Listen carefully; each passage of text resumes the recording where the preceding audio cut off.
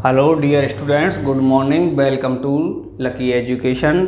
और जैसा कि आप पढ़ चुके हैं अभी तक चैप्टर, और आज हम नया चैप्टर स्टार्ट कराने वाले हैं आपके लिए, चैप्टर नंबर 6 आरबीएससी का क्लास 10th का, और इसका नाम है क्या, ट्रिग्नोमेट्री रेशियो।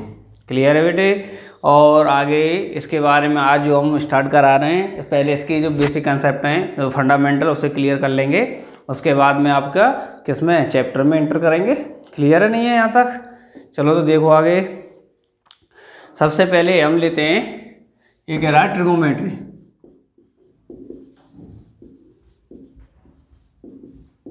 ट्रिग्नोमेट्रिक, तो पहले तो इसे देख लेते हैं ट्रिग्नोमेट्री होता क्या है। तो जैसा कि आपने कभी कहीं पर घूमने जाएं, जैसे हमने मान लिया आप कुतुब मीनार घूमने गए हैं और वहाँ पे देखेंगे कि कुतुब मीनार बहुत ऊंची है। जैसे मान लो ये कुतुब मीनार है, वहाँ पे घूमने गए और आप यहाँ पर खड़ी होकर के उससे थोड़ी दूरी पर से देख रहे हैं ऊंचाई पर, क्या कर रहे हैं, इसकी ऊंचाई को देख रहे हैं यूँ करके कि कितनी ऊंची है। तो मैं आपको लिए बता दूं कि जब हमें पूरी डिटेल्स ना मालूम हो और हमसे कह दिया जाए कि इसकी हाइट निकालो, क्या है, कुतुब मीनार की हाइट निकालो, तो क्या तब आप हाइट निकाल सकते हैं? यस, आप निकाल सकते हैं। और उस हाइट निकालने के लिए हम किसका प्रयोग करते हैं? ट्रिग्नोमेट्री का प्रयोग करते हैं। जैसे कि अगर हमें मान लो ये ट्रिग्नोमेट्री है, तो हम क्या करेंगे, इस पॉइंट से इस पर हम खड़े हैं, वहाँ से इसका बेस को मिला देंगे, और इसकी क्या बेटे, जो टॉप है, टॉप को मिला देंगे। और यहाँ पे एक क्या बन जाएगा हमारा, एक एंगल बनता है। क्या बनता है? एक एंगल बनता है। उसी एंगल के द्वारा हम क्या करेंगे, इसकी हाइट को बताएंगे। ट्रिग्नोमेट्रिक वास्तविक जो होती है उसके बारे में देखो क्या है, ट्री, इसका मतलब क्या है, 3। फिर क्या है, गौन, भुजाएं, या और आपका होता है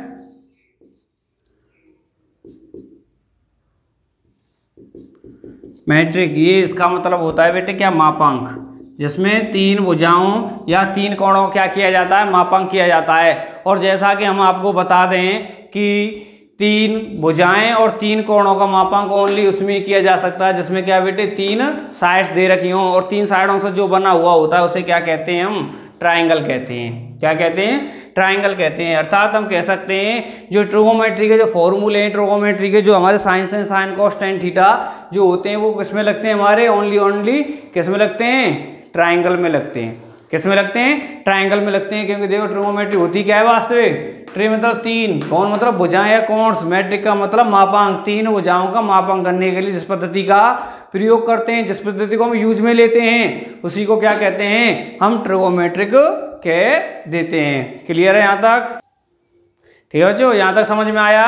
जैसे मैंने बताया ट्रिग्नोमेट्री होती क्या है, ट्री का मतलब 3, जैसे हम कह सकते हैं इंग्लिश में तो आप जानते हैं 3 को क्या कहते हैं, 3। और गौन का मतलब होता है भुजाएं, कोण्स, या कह सकते हैं हम क्या, साइड्स। क्या कह सकते हैं? साइड्स। और मैट्रोन कह रहे हो, मैट्रिक कह लो, इसका मतलब होता है मेजर करना, उसे मापना। क्या करना? उसका मापांक करना।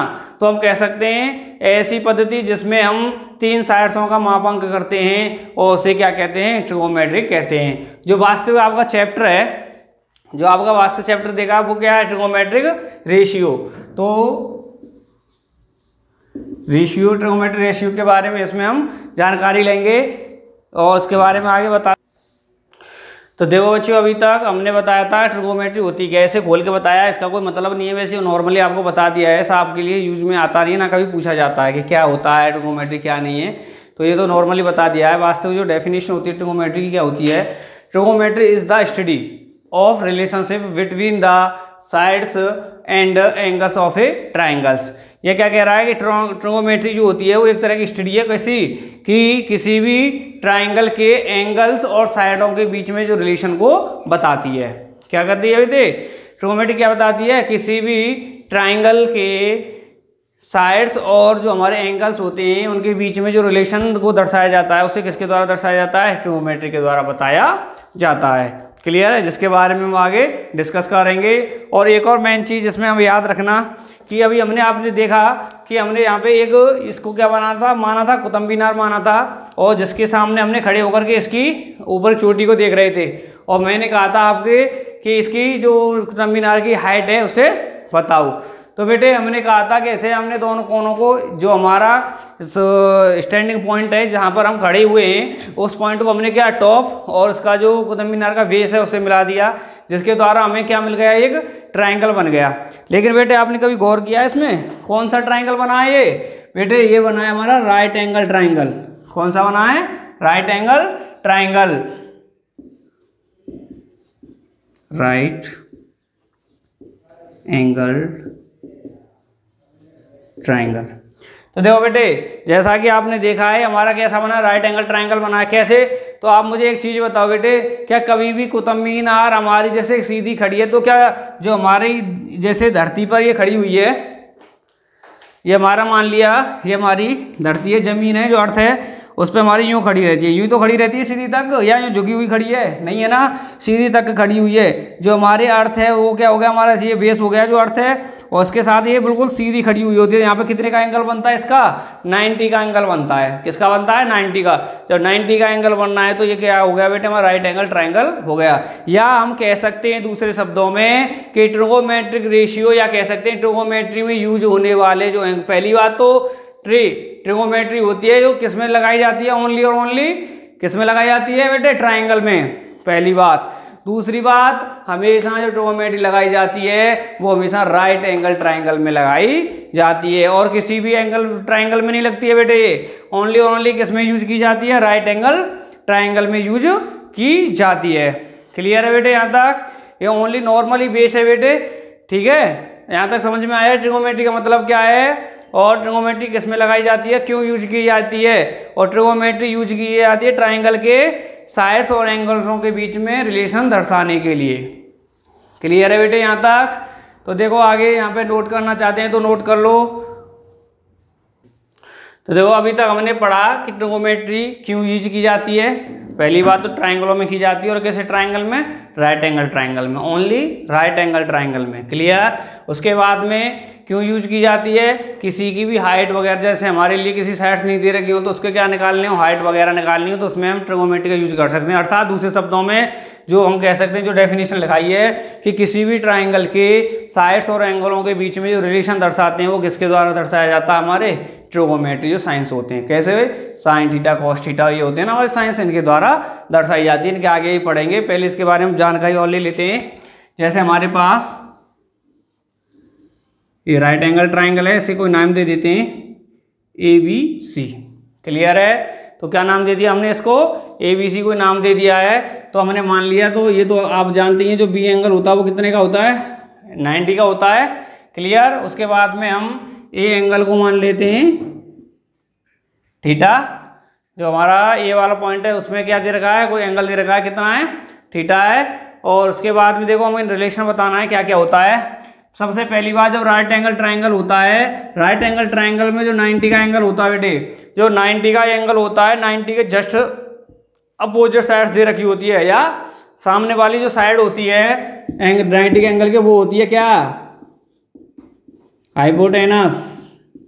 कौन सी साइड होती है बेटे? वो हाइपोटेनस होती है। किसके? जस्ट 90 के एंगल के सामने की जो साइड होती है वो कौन सी होती है? हाइपोटेनस साइड होती है। उसके बाद में मैं एक और चीज बता दूं, जो हमें ट्रायंगल में जिसको भी हम थीटा मानते हैं, जिस एंगल को थीटा मानते हैं, उसके सामने की जो साइड होती है वो क्या होती है? परपेंडिकुलर। कौन सी होती है बेटे? परपेंडिकुलर। क्लियर? जिसे हम दूसरे शब्दों में भी एक और चीज कह सकते हैं, क्या? Side opposite to angle. कौन सा है बेटे? ए। कि ए के अपोजिट साइड वाले। क्लियर है बेटे? एंगल ए के अपोजिट साइड जो होती है वो कौन सी होगी? BC होगी, क्योंकि जस्ट इसके सामने कौन सी पड़ रही है? BC साइड है, उसको क्या कह देते हैं? Side opposite to angle A. या दूसरे शब्दों में जो हम यूज में लेते हैं वो कैसे, क्या कौन से शब्द में यूज में लेते हैं? परपेंडिकुलर। क्लियर है? यहाँ पे मैंने बताया कि 90 के सामने की जो साइड होती है वो कौन सी होती है? हाइपोटेनस होती है। और जो थीटा दे रखा है, जिस एंगल में भी थीटा दे रखा हो, उसके जस्ट सामने की साइड कौन सी होगी बेटे? हमारे परपेंडिकुलर होगी। दूसरे शब्दों में क्या कह देते हैं? Side opposite to angle. ठीक है। और जो रहा बचा होता है हमारा जो एंगल दे रखा है ये इससे जुड़ी हुई साइड होती है ये वाली, इसे क्या कह देते हैं बेटे, side adjacent to angle A. क्या कह देते हैं बेटे, side adjacent to angle A, या दूसरी फॉर्म में जो हम यूज में लेते हैं उसे क्या कहते हैं, बेस। क्या कह देते हैं, साइड को बेस कहते हैं। एडजेसेंट का मतलब होता है बेटे जिस लाइन पर हमने ये एंगल को बनाया है, जब ये एंगल बनाया है इस एंगल से जुड़ी रहने वाली साइड से जिसके साथ में यूज में ली जाती है, या एंगल से लगी हुई साइड या जुड़ी हुई साइड। क्लियर है यहाँ तक?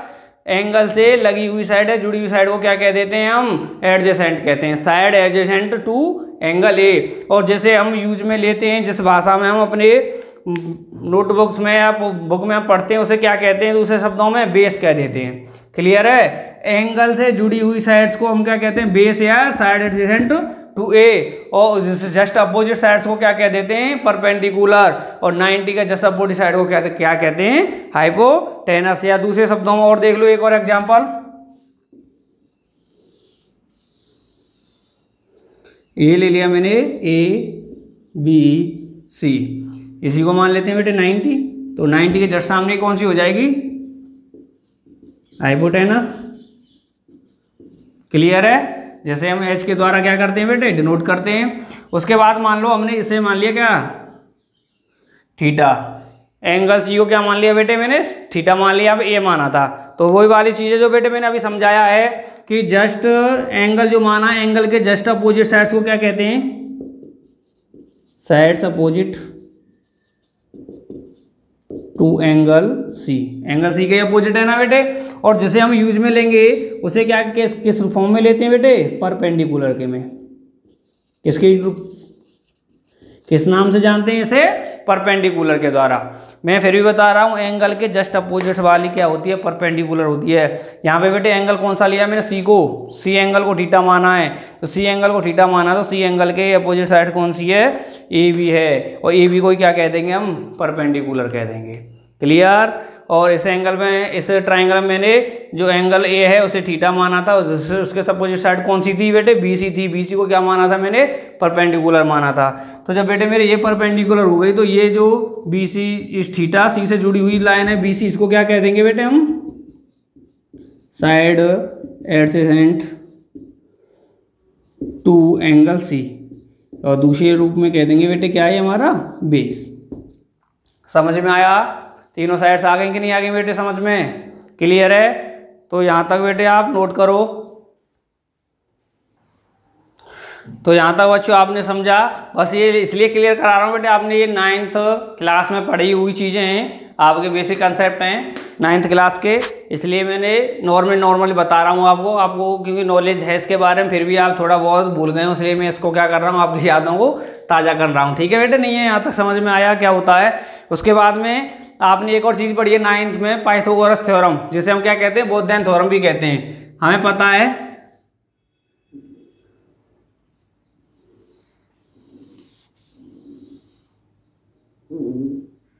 जैसे इसे कोई नाम दे लें हम, क्या दे लिया इस ट्राइंगल को, ए बी सी, जिसमें बी क्या है बेटे 90 का है। तो क्या हो गया, ए बी सी क्या हो गया, राइट एंगल ट्राइंगल हो गया, राइट एंगल ट्राइंगल। क्लियर है? ए बी सी क्या है, राइट एंगल ट्राइंगल है। तो हम आपको बता दें बेटे इसमें उसके बारे में बताएंगे आपको, पाइथागोरस थ्योरम के बारे में, पाइथागोरस थ्योरम। और दूसरी इसे किसके नाम से भी जाना जाता है बेटे, बोधायन थ्योरम के द्वारा, बोधायन थ्योरम। क्लियर है? तो देखो पाइथागोरस थ्योरम कह लो या क्या बोधायन थ्योरम कह लो, दोनों के द्वारा इसे डिनोट करते हैं। पहली बात तो बेटे ये थ्योरम्स वही है, कौन से एंगल में लगेगी, ओनली और ओनली राइट एंगल ट्राइंगल में लगती है। किस में लगती है बेटे, राइट एंगल ट्राइंगल में लगती है। और कैसे यूज की जाती है इसके बारे में हम बता दें। पहले तो हमने मान लिया ए को क्या मान लेते हैं बेटे, थीटा मान लेते हैं। तो हमारे 90 के जस्ट सामने की ये क्या हो गई बेटे, एच, हाइपोटेनस हो गई साइड्स। और जो हमारा एंगल ए है उसे थीटा माना है, उसके जस्ट अपोजिट साइड्स कौन सी हो जाती है बेटे, परपेंडिकुलर हो जाती है पी, और रही इससे जुड़ी हुई होती है, इसे क्या मान लेते हैं हम बी, क्या बेटे बेस मान लेते हैं। क्लियर है। तो बेटे देखो पाइथागोरस थ्योरम जो होती है या कहते हैं बौद्धायन थ्योरम, ये कैसे यूज की जाती है। सबसे पहली बात तो ये हमेशा किस में लगती है, राइट एंगल ट्राइंगल में लगती है। और कैसे लगेगी बेटे, देखो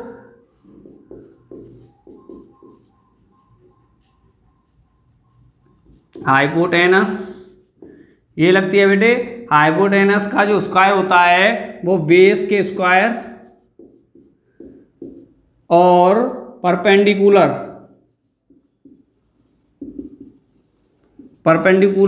साइड के स्क्वायर के सम के बराबर होता है। क्या होती है पाइथागोरस थ्योरम, बौद्धायन थ्योरम बेटे हमारी, तो जो हमारे राइट एंगल ट्राइंगल में तीन साइड्स होती हैं, एक तो हाइपोटेनस होती है, परपेंडिकुलर बेस होती है। जो हाइपोटेनस होती है बेटे हमारे एंगल की जो ट्राइंगल की सबसे बड़ी साइड्स होती है। क्या होती है, सबसे बड़ी साइड कौन सी होती है हमारी, हाइपोटेनस होती है।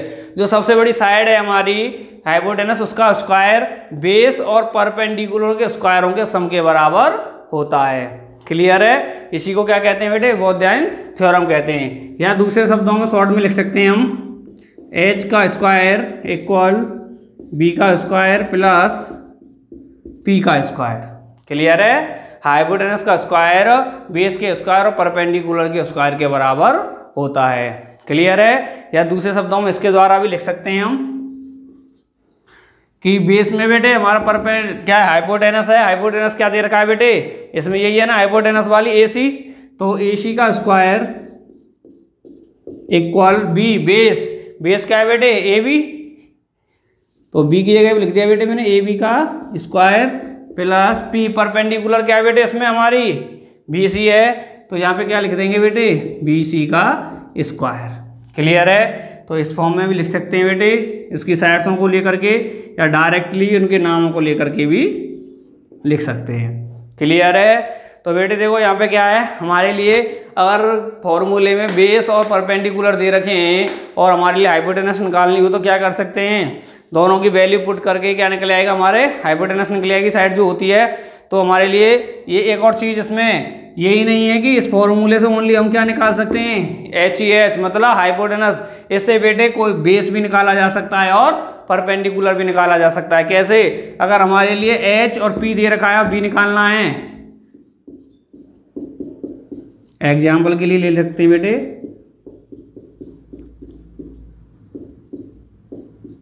अगर हमारे लिए H और P दे रखा है, B निकालना है, तो बेटे मैंने एक चीज़ आपको बताई है और अभी तक जब पढ़ाया है, जो चीज़ निकालनी होती है उसे सिंगल कर लेते हैं। तो B को दो सिंगल कर लेते हैं बी स्क्वायर, और दूसरी साइड में हमारे लिए H दे ही रखा है, और जो P दे रखा है बेटे P को दूसरी साइड में ट्रांसफर कर देंगे, क्योंकि B को क्या किया हमने सिंगल किया है। जब P को इधर की साइड में ट्रांसफर किया तो क्या गया, माइनस का साइन चेंज हो जाएगा और स्क्वायर। क्लियर है। तो कहने का अर्थ है कि ये जो बौद्धायन थ्योरम है, पाइथागोरस थ्योरम, ओनली ये नहीं कि एच निकालने के लिए यूज में की जाए कि बी और पी दे रखा है एच निकाल लो, नहीं। क्या बेटे, इससे हम इन तीनों में से कोई सी भी चीज़ निकाल सकते हैं। जैसे कि हमारे लिए एच और पी दे रखा है, तो बी निकालना, तो बेटे क्या कर लिया, बी को तो यूँ ही रहनी थी इधर की साइड में, फिर पी को हम इधर की साइड में ले गए, तो क्या हो गया H square minus P square. Clear है। तो हमने क्या कर सकते, बी निकाल लिया। इसी तरह अगर एक और एग्जाम्पल लें, हमारे लिए बेटे एच और बी दे रखा है, पी निकालना, तो पी को यूँ रहने देते हैं,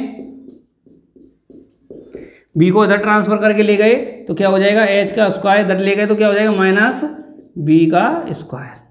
क्लियर है। तो कहने का अर्थ है कि इस फॉर्मूले में बेटे जो भी चीज़ दे रखी है उनमें से तीनों में से कोई भी चीज़ हमें निकाल सकते हैं। और वैसे इसे किस नाम से जाना जाता है, पाइथागोरस थ्योरम। और पाइथागोरस थ्योरम क्या होती है कि जो हमारे ट्राइंगल की सबसे बड़ी साइड है कौन सी, हाइपोटेनस, उसका स्क्वायर अन्य दो साइडों के स्क्वायर के बराबर होते हैं। अन्य दो साइड कौन सी बची है बेटे, हमारे बेस एंड परपेंडिकुलर। क्लियर है। यहाँ तक समझ में आई पाइथागोरस थ्योरम क्या होती है। क्लियर है। वैसे भी आपने 9th क्लास में इसे यूज किया है, ठीक है। ये तो ओनली आपके जो कंसेप्ट थोड़े ढक गए हैं, पढ़े नहीं है ज़्यादा, और जो रेस्ट ले लिया आपने उसमें ढक गए, इसलिए उनको उजागर किया जा रहा है, उनको उभारा जा रहा है। क्लियर है बेटे। तो यहाँ तक समझ में आई पाइथागोरस थ्योरम। चलो नोट करो। तो देखो बच्चों, अभी तक आपने पाइथागोरस थ्योरम तक पढ़ लिया है। फिर भी कहूँगा कि अभी तक आपकी जो ये एक्सरसाइज है कौन सी, RBSC क्लास चैप्टर 6 की ट्रिग्नोमेट्री रेशियो, इसमें ज़्यादातर इसका यूज नहीं है, ठीक है। जिस चीज़ का यूज होगा मैं उसे अभी कराऊंगा, ठीक है। तो अब आगे और देख लेते हैं थोड़े कंसेप्ट, हमारे बेसिक कंसेप्ट कौन कौन से हैं कि ट्रिगोनोमेट्री रेशियो। अभी तो रुको बच्चों, आपके लिए डाला नहीं है मैंने लेक्चर नंबर 1। क्लियर है बेटे। तो देखो ट्रिगोनोमेट्री जो रेशियो इसका लेक्चर नंबर 1 था, इसमें हम पढ़ रहे हैं ट्रिगोनोमेट्री रेशियो, जो इसके बारे में दिया गया है। रेशियो होता क्या है, वास्तविक एक चीज़ आपने अभी तक पढ़ा हो, साइन थीटा, कॉस थीटा और ये टेन थीटा। क्लियर है बेटे। तो आपके बारे में इनके बारे में बताएंगे, इसी को हम क्या कहते हैं, इनको ही ट्रिगोनोमेट्री कहते हैं। तो जिस फॉर्म में मैंने इसे लिखाया ना, साइन कॉस टेन, इसी फॉर्म में आपको माइंड में से फिक्स करने हैं, पहले साइन फिर कॉस फिर टेन। क्लियर है। तो बेटे इसके लिए एक पंडित जी ने फॉर्मूला निकाला था इन तीनों के लिए, जिसे कहते हैं हम पंडित बद्री प्रसाद और हर हर बोले। क्लियर है बेटे।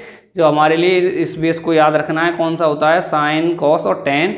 इसके लिए एक पंडित जी थे, उन्होंने क्या निकाला, अपने नाम पर क्या कर दिया, फॉर्मूला निजात कर दिया, निकाला कि जिस फॉर्मूला नाम क्या कह दिया, पंडित बद्री प्रसाद हर हर बोले, जो हमारे राइट एंगल ट्राइंगल में लगता है। देखो ये हमारा राइट एंगल ट्राइंगल मान लेते हैं इसे। क्लियर है बेटे। ये राइट एंगल ट्राइंगल है, ये लाइन थोड़ी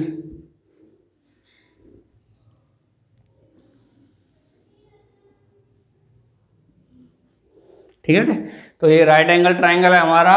तो इसमें हम जानते हैं कि हमने इस ए को तो मान लिया थीटा, तो हम जानते हैं कि 90 के एंगल का जो सामना होता है वो होती है एच, और जो 90 के आगे की एच हो गई, थीटा के आगे क्या हो गई बेटे, पी परपेंडिकुलर, और ये क्या हो गई बेटे हमारी बी।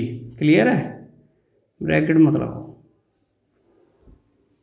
ठीक है बेटे। तो इसी के आधार पे हमने क्या किया है, इसको निकाला था। जैसे हम क्या कहते हैं, पी का मतलब होता है हमारा परपेंडिकुलर, क्या होता है बेटे हमारा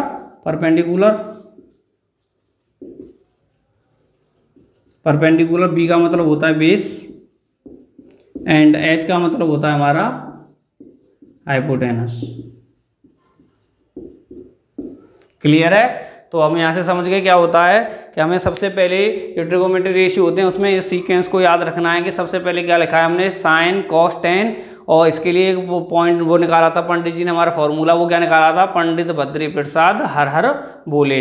पी का मतलब होता है बेटे परपेंडिकुलर, बी का मतलब बेस, पी का मतलब परपेंडिकुलर अपॉन में एच मतलब दोनों क्या है हाइपोटेनस, और बी का मतलब बेस। क्लियर है। तो इसके बारे में आपको बता दूं, इस सीक्वेंस के बारे में क्यों लिखाया है। अगर हमें ये कहें कि ये साइन थीटा है, इस थीटा की वैल्यू साइन की फॉर्म में निकालो। अगर हमसे कह दिया जाए कि जो हमारे लिए थीटा दे रखा है एंगल बी ए पर, उस थीटा की वैल्यू किसके फॉर्म में निकालो, साइन के फॉर्म में निकालो। तो बेटे देखो कैसे निकालेंगे कि जो हमारा साइन है सबसे पहला है, तो सबसे पहले वाले रिलेशन को ले लेंगे, कौन सा है, पी अपॉन एच। सबसे पहला रिलेशन कौन सा है, पी अपॉन एच, जो क्या बेटे परपेंडिकुलर अपॉन हाइपोटेनस। तो बेटे हम क्या करेंगे, अगर हमारा ट्रायंगल दे रखा है उसमें हमारे लिए ये तीनों साइड्स दे रखी होंगी, उसमें क्या करेंगे, पी की वैल्यू कर रख देंगे यहाँ पे परपेंडिकुलर अपॉन एच। ठीक है, एच की वैल्यू रख देंगे, जिससे क्या आ जाएगा बेटे हमारा साइन थीटा की वैल्यू आ जाएगी। क्लियर। तो देखो अभी आगे और दूसरी फॉर्म में लिख सकते हैं, पी परपेंडिकुलर किस में दे रखा है बेटे, बी सी। लाइंस के नाम भी ले सकते हैं बेटे, जो साइड्स दे रखे हो साइड का पूरा नाम भी ले सकते हैं, क्या है बी सी है, अपॉन एच क्या है बेटे हमारी ए सी।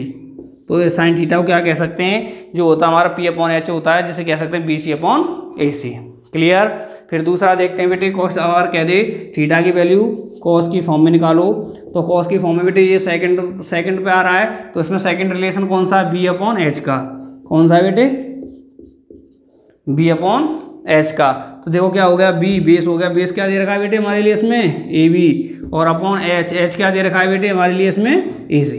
क्लियर है रिलेशन यहाँ तक। अब तीसरा का जो हमारे लिए थीटा है, थीटा की वैल्यू किस में निकालो बेटे, टेन की फॉर्म में निकालो। तो निकालेंगे टेन की फॉर्म में, क्या हो जाएगा, टेन थीटा इक्वल, ये बेटे किसमें, फर्स्ट सेकंड थर्ड पे, थर्ड रैंक में बेटे कौन सा, फर्स्ट रिलेशन हो गया, सेकंड हो गया, थर्ड वाला रिलेशन क्या है बेटे, पी अपॉन बी। कौन सा है, पी अपॉन बी। पी क्या दे रखा है बेटे, बी सी, और बी क्या है बेटे, ए बी, क्या दे रखा है, ए बी। तो बेटे हमसे कहा जाए कि इसकी साइड्स दे दें, इसकी साइड्स दे दें और थीटा की जो वैल्यू है उसे साइन की फॉर्म में निकलवाए तो कैसे निकालेंगे, पी अपॉन एच की एस से, कॉस थीटा की जो होती है बेटे बी अपॉन एच से, और टेन थीटा की पी अपॉन बी से निकालेंगे। और इन्हें याद रखने का एक ही चीज़ है बेटे, इसे इस क्रम में याद रखो, साइन कॉस टेन, और जो हमारा फॉर्मूला है वो क्या हो जाएगा, P V P upon H H B. क्या कहते हैं इसे, पंडित बद्री प्रसाद हर हर बोले। क्लियर।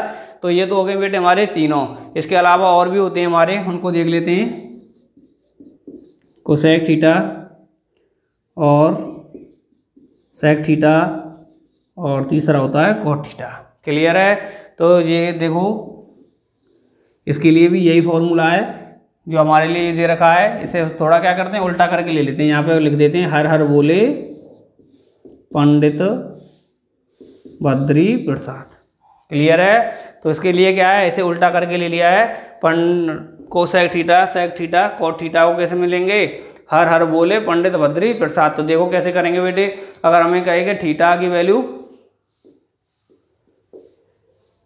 कोसेक के फॉर्म में निकालो तो कैसे निकालेंगे, फर्स्ट रैंक के बाद तो फर्स्ट रिलेशन कौन सा है, एच अपॉन बी का, एच अपॉन बी का। एच क्या दे रखी है बेटे, ए सी, और पी क्या दे रखी है बेटे, बी सी।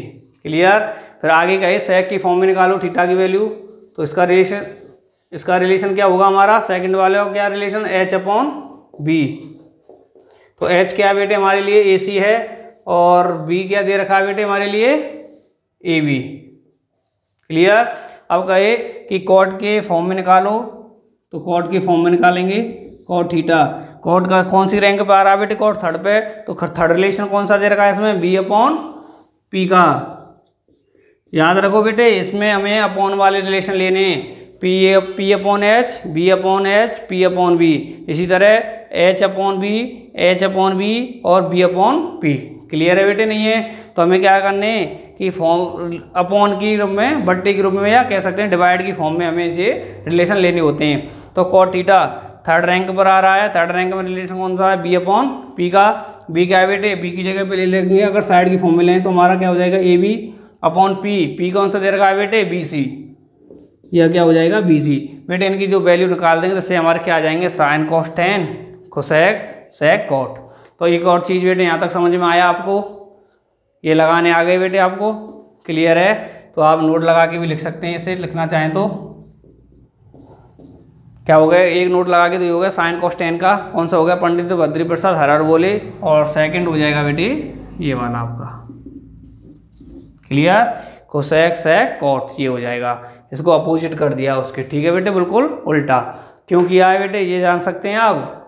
पहले तो यहाँ तक नोट करो, उसे आगे बताएंगे बेटे। तो देखो बच्चों, अभी तक हमने इसे यहाँ तक समझाया आपको। इसे हम डीपली इसलिए नहीं करा रहे हैं, डीपली समझाने के लिए तो हम ये भी बता सकते हैं क्यों होते हैं क्या नहीं इन चीज़ों से, लेकिन आपका क्या, आप कंफ्यूज हो जाएंगे इसमें। क्या हो जाएंगे बेटे, कंफ्यूज हो जाएंगे। अगर इसे हम डीपली कराएंगे कि ये कहाँ से आया, कैसे होते हैं, तो हम आप क्या करेंगे, कंफ्यूज होंगे, क्योंकि ये आपका बेस नहीं है। आपके लिए इतना ही रहता है कि आपको इसे समझ में आ जाए, आपसे क्वेश्चन करें। अगर हम इसे समझाएंगे तो आप भी कंफ्यूज हो जाएंगे और ये कहेंगे कि सर तो समझा ही नहीं पा रहे हैं। क्लियर है बेटे, इनको ओनली आपको याद रखना है। और जो आपके लिए ये फंडामेंटल चीज़ें कहाँ से आती हैं, क्या समझाई जाती हैं, आपको 11th-12th में भी नहीं, बीएससी वगैरह में समझाया जाएगा। क्लियर है बेटे।